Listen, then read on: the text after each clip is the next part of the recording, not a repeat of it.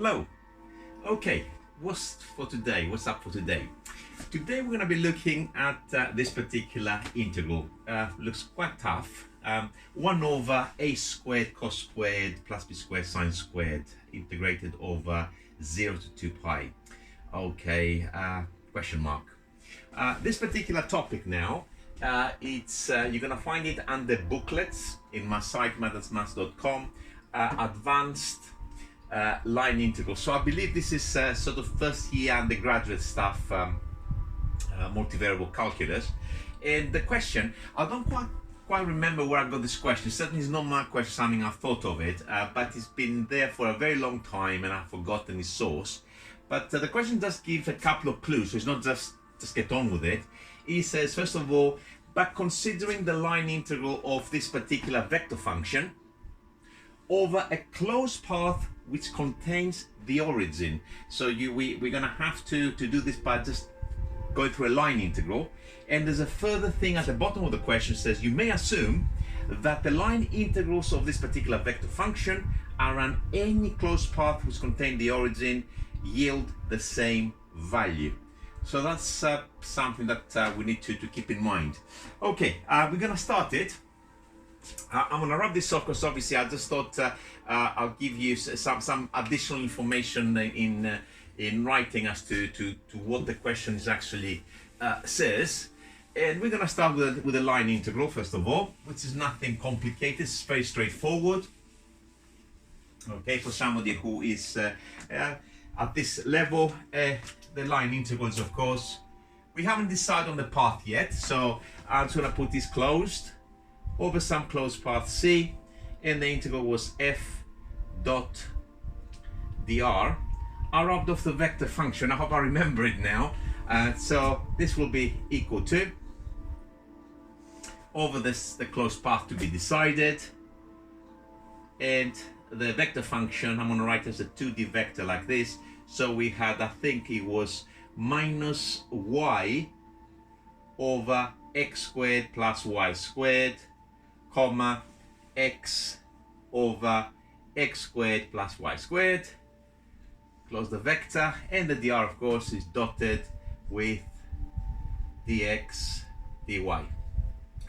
And it's not difficult.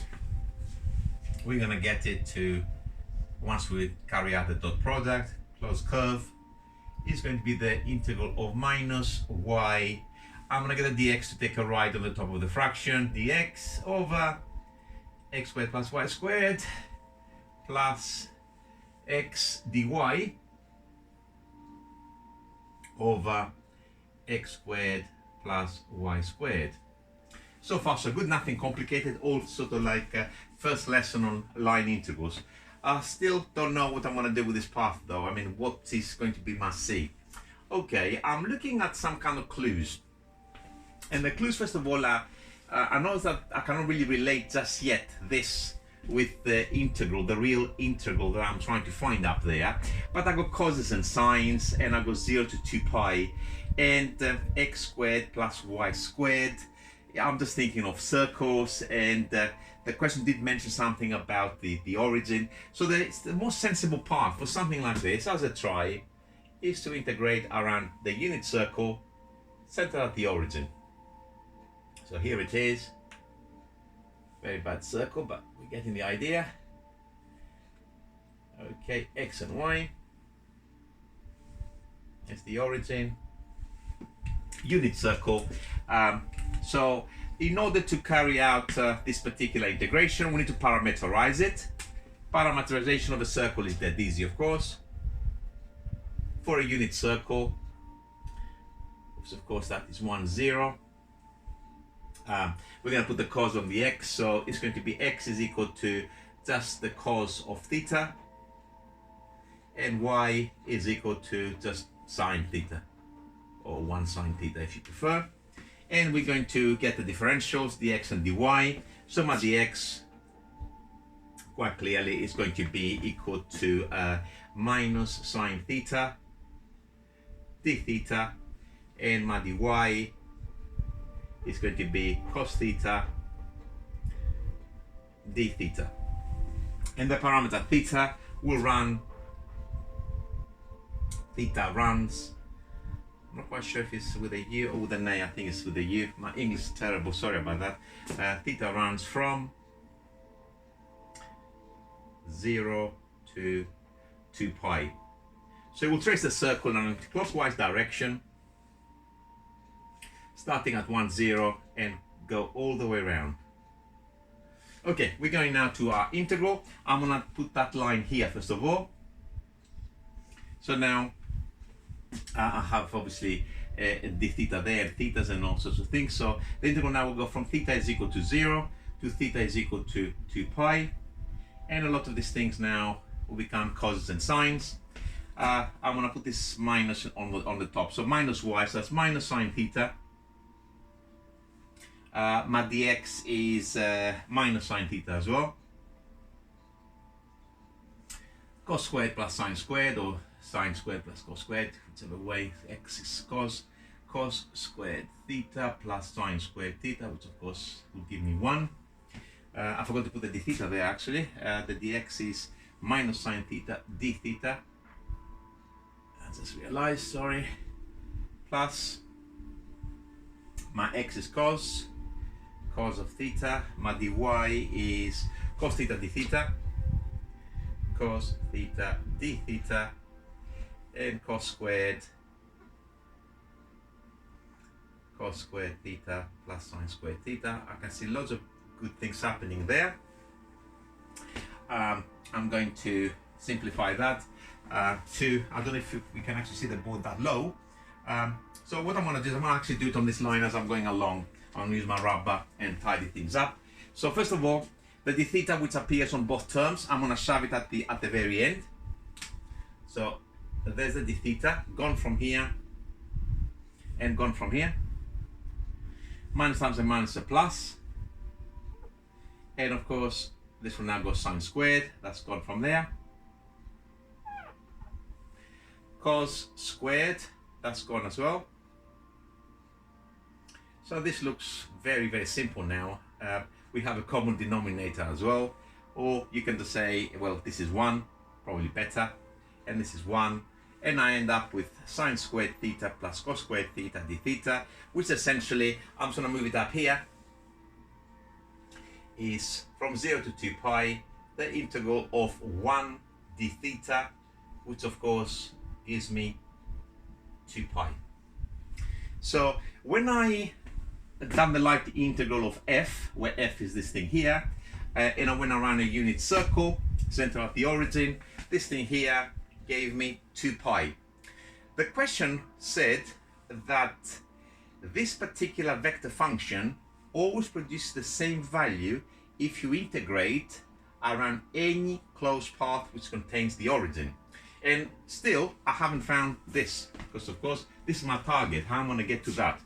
So now, I know what the answer of this thing is 2 pi, but how can I relate it to that? I'm just looking at this denominator, and I've just looked what happened here with the cos squared and sine squared, and to me that looks again a very similar parameterization. This looks like some kind of ellipse. These are the parametric equations of ellipse. That's your x is a cos theta, and y is b sine theta. So what I'm going to do, I'm just going to change my path into an ellipse here. So hope I can draw an ellipse good. Let's draw the ellipse first. Something like that. Looks more like a potato to me. There we go. So this is my ellipse. This is the point A0. This is the point 0B. And again, if I use a suitable parameterization, I can trace it in an anti-clockwise direction. And again, I will start from here because I'm going to use very similar parametrics, and I'm a little bit lazy. So what I'm going to do, the parametric equations of this ellipse are quite clearly A cos theta and B sine theta. The differentials will change accordingly to minus A sine theta and B cos theta. Theta will run again from 0 to 2 pi. So this is still exactly the same. This is the same Cartesian if you want line integral. It's just that I got different substitutions there, so I'm gonna just need to rub off that very last line and see what happens when I go in on an ellipse.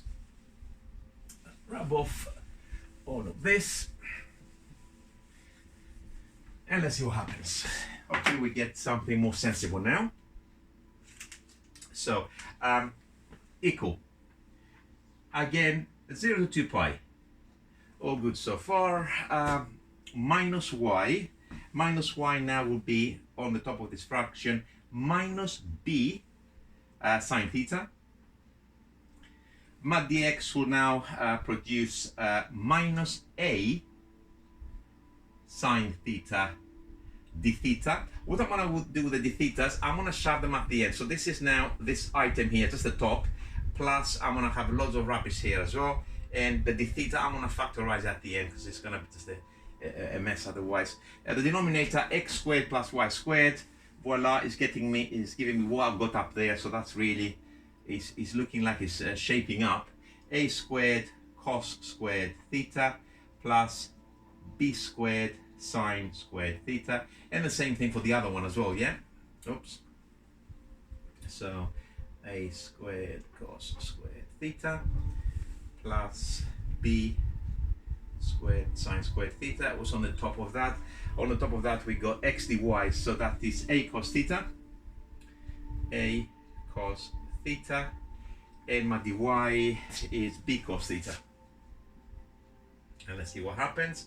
Again, I'm just not gonna be writing low because I don't even know if it's visible to you guys. So I'm gonna simplify there. The minuses will become a plus here first of all, and this top will simplify nicely to AB.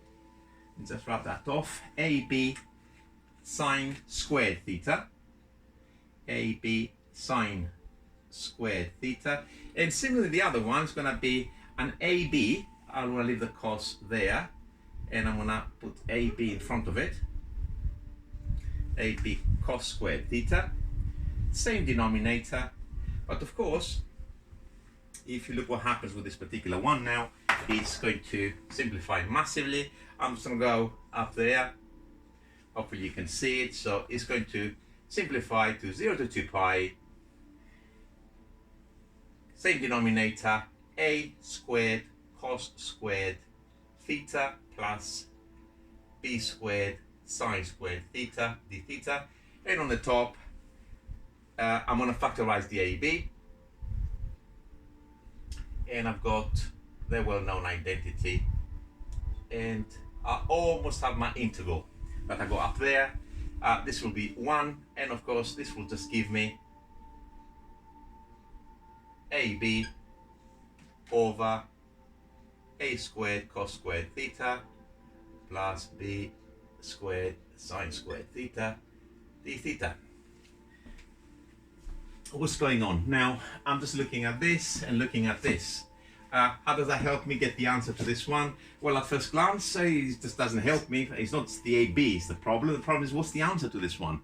But I recall in the beginning of the question, they said, you know what? If you go around a closed loop, a closed path, so long as it has the origin and both my unit circle and my ellipse contain the origin, you should get the same answer. And I know when I got around the circle, I got 2 pi. So quite clearly that can only be equal to 2 pi. So I'm just gonna put the 2 pi somewhere here. Okay, because the question told me so. I don't have to prove it. You may assume the question was saying. And therefore the answer is very, very simple now. I can factorize this bit on the outside of the integral, and then of course I'm going to divide it, and therefore I have my answer. This particular integral has the value of 2 pi divided by AB, and the question has been answered. Okay, and I think we should be reasonably satisfied as far as the question is concerned, as far as the hints and the additional information was given. We just done exactly what the question was asking. The question is, what is going on a little bit? I mean, I am not satisfied, because when I started this question, when I first saw it, when he said, look, the answer will be the same. Different things came to my mind. I mean, the things that came to my mind was when you're having line integrals, independence of the path and conservative fields, etc., etc., etc. And I was expecting to see a different answer there. So let me just do a little bit of an analysis, just a little bit of a look a little bit deeper as to what is actually taking place in here, what is going on a little bit. So this is not really part of the question, it's just a little bit of a discussion really. So and if you don't follow what I'm doing now, because it will involve ideas from sort of residue calculus possibly, which is in the second year of mathematics, you just ignore me, okay? Just the video is finished as far as you're concerned here. Okay, let's look at this line integral again. So that was just the integrand basically, the f dot dr that we had, okay? So I'm gonna write it again, and what this produced was minus y x squared plus y squared dx plus, the other one was x, I think, over the same denominator, dy. So that was inside the integral. Let me just put the integral, doesn't really matter, around a closed path. So if I remember well from when I was at university and later on I was teaching, I haven't done this for a little while, I remembered about independence on the path and conservative fields. The way you check with this is with the curl of the vector field. If the curl is 0, then the path, the line integral gives the same answer in regardless of the path. But if you're integrating over a closed path like we just did, we should get 0. Why we didn't get 0? What's going on? First of all, let's just check this particular function for is it conservative, basically, that f. And the way we can check it, we can do it by the curl, but it's actually easier to do with an exact differential. So this bit here, we're going to match it to a differential as follows. Let me just write it first of all. Partial of a function phi with respect to x dx plus partial of a function, the same function phi with respect to y dy. And this normally would have been, if it was exact, your d phi if you want. So what I'm doing in there, ignore the integrals, I'm just looking at the integrand really. This bit here is matching the d phi by dx, and this bit here matches the d phi by dy, and this my dy. And if there was independence, then if I differentiate this item with respect to y this time, so if I do d squared phi dx now dy, and this item the other way around, so second partial but with respect to x this time. So essentially take this and differentiate it with respect to y, take this and differentiate it with respect to x. If I get the same answer, then that I believe is equivalent to having curl 0 and the field being conservative. So let me just do that just see a little bit what is going on. So first of all, we're going to do the partial of this with respect to y. So we are doing the differential of that. I'm going to do it on the side here. This is a quotient, so this is equal to denominator squared, so that's going to be x squared plus y squared all squared. Put this on the top left, and times the differential of the top, which is -1, always minus the top undifferentiated minus y, times the differential of your bottom with respect to y, so that's times 2y. And this will now simplify to denominator squared, and on the top we're going to have a minus x squared, a minus y squared, and this bit here is going to be a plus 2y squared, which eventually will give us a y squared minus x squared over the same denominator. So this is what happens. if I differentiate this quantity with respect to y. Let's see what happens if I differentiate now this quantity with respect to x. Do I get the same answer? I'm not going to rewrite it. It's very easy because a lot of this thing is similar. So let's change this to x. We've got x in there, and this is the same, but the differentiation with respect to x. And make sure we don't miss anything. Denominator squared, that's the same. Put that on the top left, times the differential of your top with respect to x, that's just positive 1, minus, and then we got, leave the top alone, so that's simply x, times the differential of your bottom with respect to x, and that is a 2x. Very badly written there. And this will be the same denominator. Now I have plus x squared plus y squared there, but I have minus 2 x squared. And I look at my simplification, it's exactly the same. Very painful. Why is it painful? Because according to this, my line integral should be reducing to pi, to reducing 0, yes? No? I'm not quite sure. I'm losing a plot somewhere along the lines. This question is laughing at me quite clearly. All right. I want to have a little think while I'm wrapping this board, and you can have a think as well. You can pause the video, see if you might come up with the answer of what's going on, or an explanation even, before I do. I'll tell you what I'm doing. As I was just saying to you, I can't get away from complex numbers. My brain is just like a beehive at the moment. Oh, I'm just thinking complex numbers. I'll tell you what I want to do here. I'm really itching to do this. I'm doing something strange now, okay? I'm going to differentiate this bit here, nothing to do with independence. I'm going to do something completely different. I don't know if you can read my mind at all for this particular one. I want to differentiate this with respect to x again.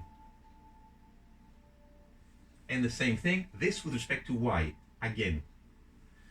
And let's see what happens. So first of all, this is your differential, it needs to go and be differentiated with respect to x. Let's see what happens. Buy myself a bit of thinking time. You can have a laugh at my expense as well. It's all good. Now, as far, this is not really a quotient. I can do it as a quotient, but it's a fake quotient. It's the variable is x, only at the denominator. I'm going to write it as d by dx of minus y x squared plus y squared to the minus 1. And I'm going to carry out the differentiation now. So that is just a simple chain, but just try to do it in my head.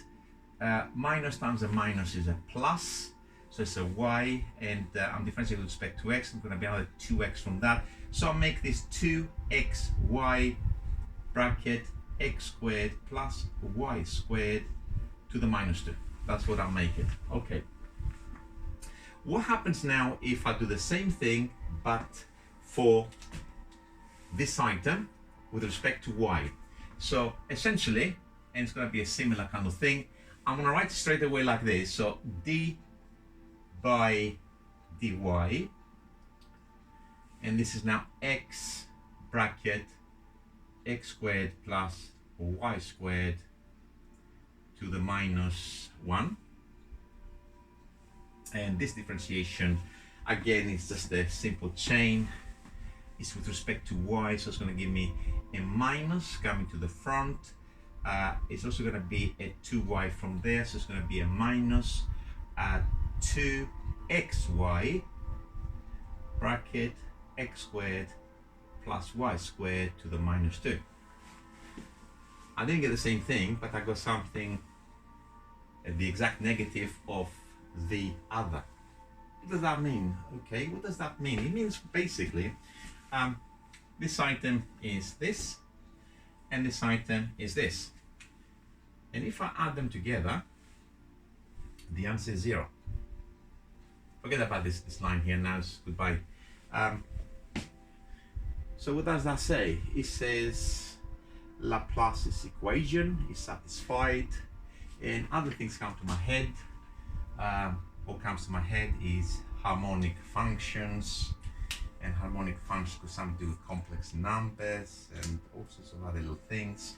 So again, just a little bit of time out to take the time it takes me to rub off the board, and I think I'm coming up with a final idea. And if that is not the case, then then you can truly laugh at me. Okay.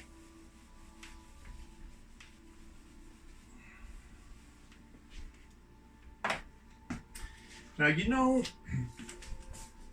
with complex variables, you know, when you're integrating around a closed path, that contains a singularity, a pole, if you want. Okay, and I'm gonna keep it simple here.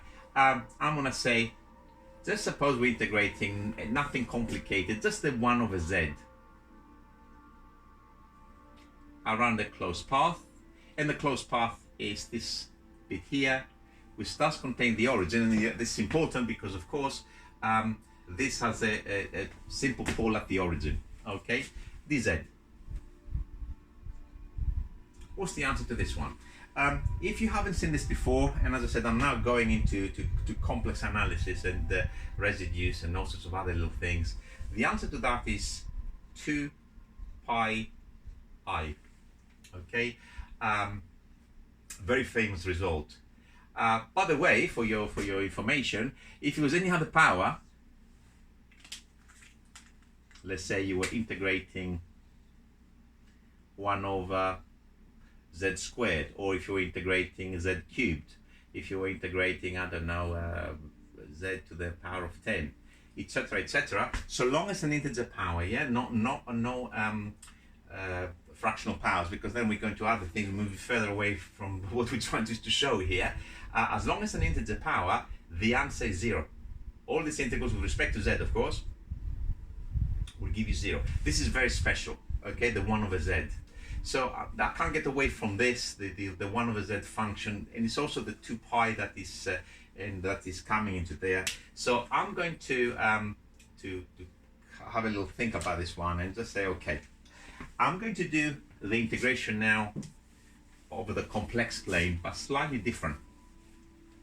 Okay, so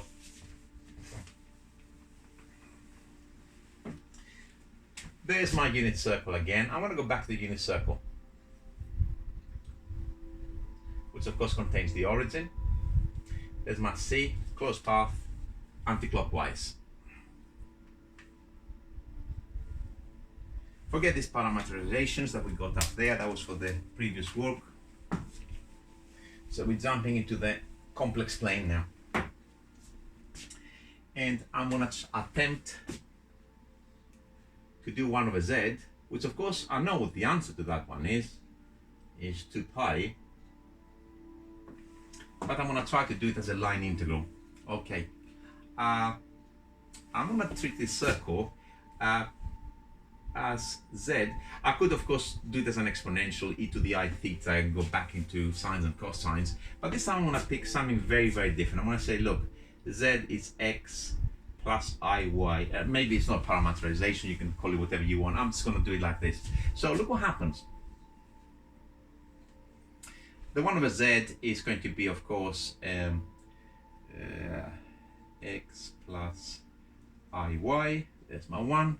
And my dz, what my dz will be is going to be, of course, quite clearly dx plus I dy. And I know this is 2 pi. I'm not going to keep writing the 2 pi. I'm going to do loads of workings, and then, of course, we know this is 2 pi. Maybe I should just write at the front. 2 pi I, actually, not 2 pi, 2 pi I. Okay. I need to manipulate this a little bit. So how will I manipulate it? First of all, I'm going to conjugate it. So I'm going to multiply top and bottom by x minus iy, x minus iy, and this is the denominator. And what will that give me? Well, I cannot pull this outside the integral, but I can pull it to the side for the time being. X squared plus y squared, and I've got x minus iy, close bracket, dx plus I dy, and I'm going to tidy this up.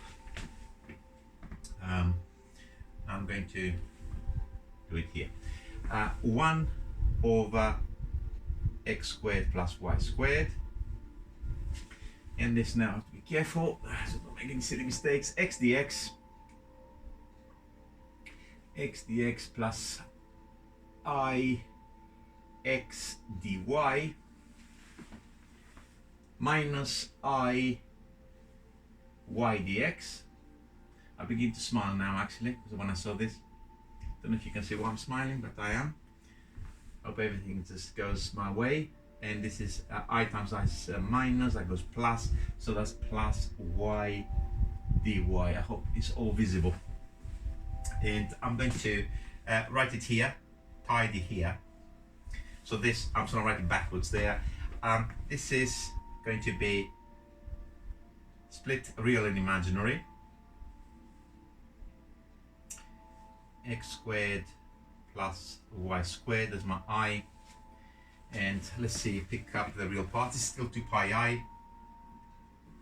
Okay, the real bits for this are the x dx, x dx plus y dy. And the imaginary parts are the, I'm going to write this bit first because I like it very much, because I remember it. Where is it gone? Oh, it's gone, but I remember it. Minus y dx plus x dy. I'm a very, very bad lecturer because I rubbed it off and you probably think I'm making things up, but it's all there. You can take the video back, or if you wrote the question in the very beginning, you will see now what is happening with this. Okay, this is now, I went, nothing to do with line integrals as such. I just integrate the 1 over z over the unit circle, which I know is going to give me 2 pi I, and I got this quantity here, this integral, which is split into real and imaginary. Okay, first of all, it should be obvious. This bit here is the real bit, and of course there's nothing real here, so this bit is bye-bye. However, this, and of course the I is on both sides there, this quantity when integrated over the unit circle should give me 2 pi.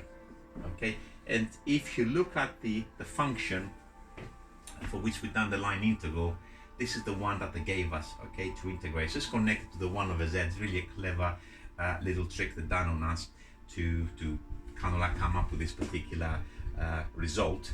Okay, so this is why this actually works. Okay, and of course you need to know a little bit more about complex numbers and how complex integration rather works. If you're having a singularity and let's say this one at the origin, I'm going to show you on that picture there, it doesn't matter if you integrate 1 over z around any path. It could be a square path for like here.